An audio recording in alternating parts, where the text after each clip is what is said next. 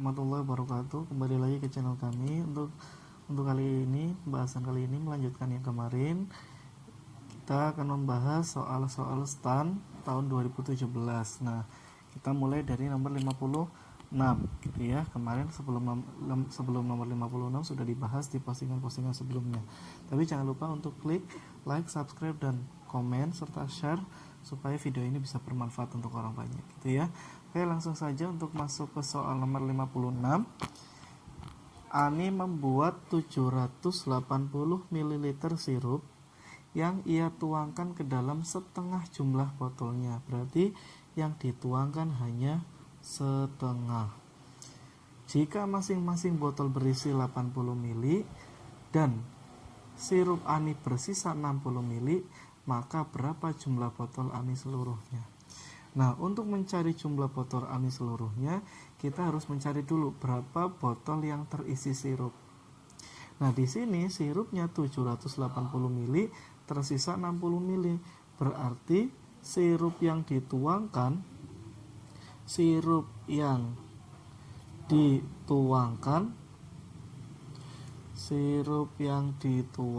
hanya sebanyak 720 ml ya, karena bersisa 60 ml. Nah, 720 ml sirup dituangkan ke botol dengan masing-masing berisi 80 ml. Berarti langkah selanjutnya kita mencari botol yang terisi. Mencari botol yang terisi itu sama saja volume sirup 720 dibagi dengan volume sirup masing-masing botol, berarti dibagi dengan 80. Nah, 720 dibagi 80, 9. Berarti botol yang terisi 9, padahal botol yang terisi hanya setengah jumlah botol miliknya. Berarti untuk keseluruhan ada 18, karena 9 itu setengahnya, berarti 18 untuk jumlah botol Ani keseluruhan gitu ya. Ini untuk soal nomor 56. Lanjut ke soal berikutnya. Nomor 57, Lulu membeli 86 kg beras yang ia kemas dalam seperempat jumlah plastik miliknya. Nah, ini juga soal hampir sama yang ditanyakan. Lulu membeli 86 kg beras yang ia kemas ke dalam seperempat jumlah plastik miliknya. Berarti plastik yang digunakan hanya seperempat dari jumlah plastik miliknya. Jika masing-masing plastik berisi 6 kg dan beras Lulu bersisa 2 kg, maka berapa jumlah plastik yang dimiliki? Untuk mencari jumlah plastik yang dimiliki, kita harus tahu berapa jumlah plastik yang terisi. Dan untuk mencari jumlah plastik yang terisi, kita juga harus tahu berapa beras yang diisikan. Nah, beras yang diisikan itu sama dengan 86 dikurangi sisanya 2. Berarti yang diisikan hanya sebanyak 84 kg. Gitu kan? Nah, jika masing-masing plastik berisi 6 kg. Nah, karena masing-masing plastik berisi 6 kg dengan beras yang diisikan 84, maka jumlah plastik yang terisi atau plastik yang dipakai gitu ya. Jumlah plastik yang dipakai sama dengan 84 dibagi 6 gitu ya. Dibagi banyaknya beras di masing-masing plastik. Berarti sama dengan 84 dibagi 6, 14. Oh, berarti ada 14 plastik yang dipakai. Padahal 14 plastik ini adalah seperempat jumlah plastik miliknya. Andai jumlah plastik miliknya keseluruhan itu X, berarti seperempat X sama dengan 14 gitu ya. Kalau jumlah plastik keseluruhannya X, seperempat X adalah 14. Nah, berarti X-nya sama dengan 14 dikalikan 4, yaitu 56 plastik. Berarti jawabannya adalah yang E. Gitu ya. Ini untuk soal nomor 57. Ke soal nomor 58. Indah berjalan ke arah utara sejauh 500 cm. Kemudian berjalan ke barat sejauh 12 meter. jarak posisi Indah saat ini dan posisi awal adalah berapa? Kita ilustrasikan. Di sini ada Indah berjalan ke arah utara, misalnya. Di sini posisi awal, Indah berjalan ke arah utara sejauh 500 cm. 500 cm sama dengan 5 meter. Nah, kemudian ia berjalan ke arah barat sejauh 12, ke arah barat gitu ya, sejauh 12 meter. Pertanyaannya adalah jarak posisi Indah saat ini dengan posisi awal. Jika posisi Indah saat ini di sini dan posisi awalnya di sini, yang ditanyakan adalah jarak antara posisi Indah dengan posisi awal. Berarti X yang di sini yang ditanyakan. Jelas di sini menggunakan teorema Pythagoras karena segitiga yang terbentuk segitiga siko gitu ya. Nah, untuk triple Pythagoras kita tahu ada 5, ada 12, pasti satunya sisi miringnya 13 gitu ya. Ini soal nomor 58. Mudah ya. Oke, kita bisa lanjutkan ke soal selanjutnya, yaitu soal 59. Ke soal 59, soalnya sedikit lebih panjang dari biasanya. Diketahui sebuah sekolah swasta ingin mengetahui berapa persen dari siswanya yang berhasil lulus masuk universitas negeri favorit. Berdasarkan data sekolah, sebanyak 80% dari siswa keseluruhan yang mengikuti SBMPTN berhasil masuk ke perguruan tinggi, berarti berhasil lolos 80%-nya. Nah, tetapi sebanyak 20% dari siswa yang lulus SBMPTN berhasil masuk universitas negeri favorit. Berapa persen dari siswa sekolah yang mengikuti SNMPTN berhasil masuk universitas negeri favorit? Nah, ini soal pembagian-pembagian gitu ya. Dari ada sebuah himpunan, kita bagi untuk yang lolos berapa, yang tidak lolos berapa, dari berapa persen yang lolos itu berapa, seperti itu ya. Nah, caranya mudah. Kalau ada soal seperti ini, maka kita misalkan jumlah keseluruhan. Untuk keseluruhan gitu ya, kita bisa misalkan keseluruhannya adalah X. Kemudian dari keseluruhan di sini dibagi menjadi 2 kelompok gitu ya. Sebuah sekolah swasta ingin mengetahui berapa persen dari siswa yang berhasil lulus masuk universitas negeri favorit. Berdasarkan data sekolah, sebanyak 80% dari siswa sekolah yang ikut SBMPTN berhasil masuk. Berarti di sini ada yang berhasil, ada yang gagal. Gitu ya. Nah, yang berhasil masuk di sini ada 80%. Berarti 80% dari X. Berarti otomatis yang gagal ada 20% dari X. Kemudian dari sebanyak 20% dari siswa yang berhasil lolos itu berhasil masuk universitas favorit. Berarti kata-kata berhasil lulus ini berarti ada yang dibagi menjadi 2 lagi. Ada yang masuknya favorit, ada yang tidak. Saya tulis gini, yang tidak, dan ada yang masuk favorit. Nah, yang masuk favorit adalah 20% dari 80% X. Berarti 20% dari yang berhasil 80% X. 80% keseluruhan. Berarti kalau kita hitung di sini nolnya ada 2, bisa kita hilangkan. 2 kali 8 16.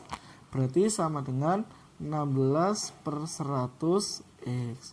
Maka berapa persen dari siswa sekolah yang mengikuti SNMPTN berhasil masuk universitas negeri favorit? Berarti ada 16%. Jawabannya adalah B, seperti itu ya. Jadi ketika ada soal yang ada himpunan dibagi menjadi berapa kelompok, dari kelompok itu dibagi lagi ke dalam beberapa kelompok lagi, maka lebih mudah gunakan bagan, seperti itu. Ya, ini untuk soal nomor 59. Kita lanjutkan ke soal nomor 60.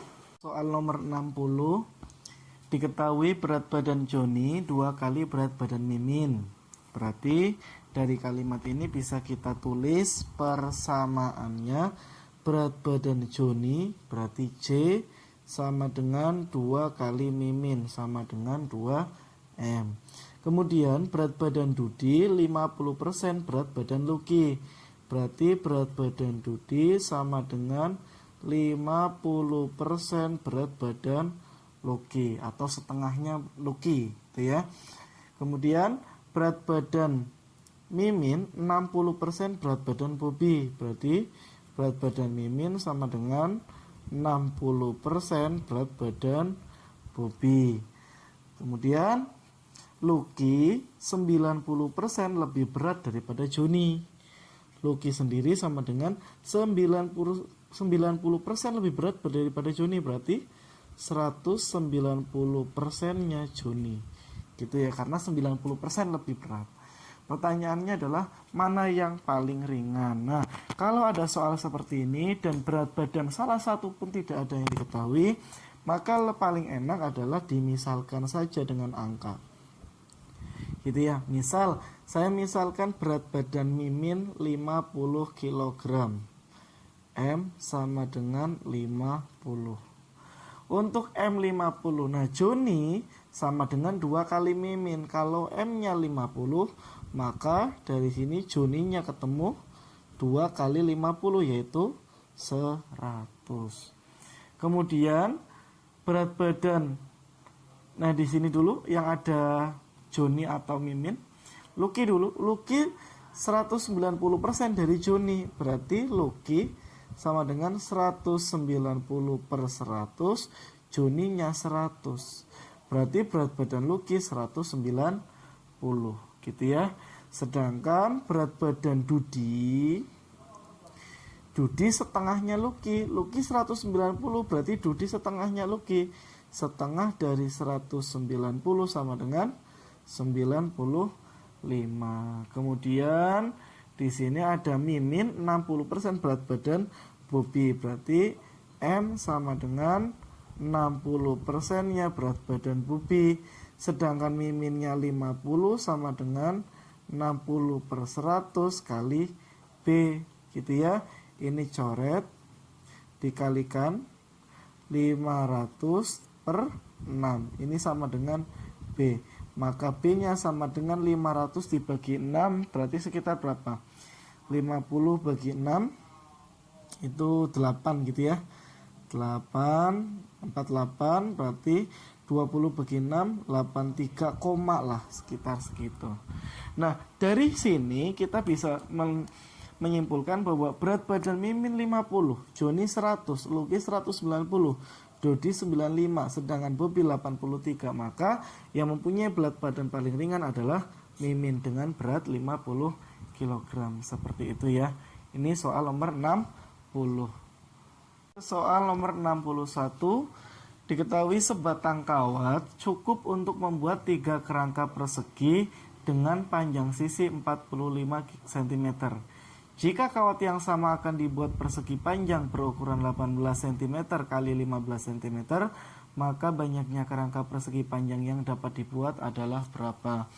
Untuk menentukan banyaknya kerangka persegi panjang yang dapat dibuat, otomatis kita harus mencari dulu berapa panjang kawat yang sebenarnya. Di sini sebatang kawat cukup untuk membuat 3 kerangka persegi dengan panjang sisi 45. Ingat, sebuah persegi jika panjang sisinya 45 keliling 1 persegi, maka kawat yang dibutuhkan adalah 4 kali sisi, yaitu 4 kali 45 sama dengan 180 cm. Ini baru 1 persegi. Padahal kawat tersebut cukup untuk membuat 3 kerangka. Berarti panjang kawat yang sebenarnya adalah panjang kawatnya adalah 180 kali 3, yaitu 540 cm. Nah, panjang kawat sekian akan dibuat persegi panjang yang ukurannya 18 kali 15. Berapa banyaknya kerangka persegi yang dapat dibuat? Berarti dari sini yang harus kita cari adalah keliling persegi panjang. Keliling persegi panjang yang ingin dibuat adalah 2 kali panjang tambah lebar. Berarti 2 kali 18 tambah 15. 18 tambah 15 33 dikali 2 66. Karena keliling persegi panjangnya 66, maka dapat disimpulkan jadi banyaknya kerangka persegi panjang yang dapat dibuat adalah 540 kita bagi dengan 66 gitu ya. 540 dibagi 64 sama dengan 8,1 gitu ya. Karena yang ditanyakan adalah banyaknya kerangka persegi, maka kita bulatkan menjadi 8 buah persegi panjang yang dapat dibuat. Berarti jawabannya adalah A, seperti itu. Itu aja yang dapat kami sampaikan gitu ya. Untuk soal berikutnya nomor 62 dan seterusnya akan dibahas di postingan selanjutnya. Maka jangan lupa untuk klik like, subscribe dan share supaya kalian tidak ketinggalan dengan video-video selanjutnya. Oke ya. Itu aja yang dapat kami sampaikan. Saya akhiri. Assalamualaikum warahmatullahi wabarakatuh.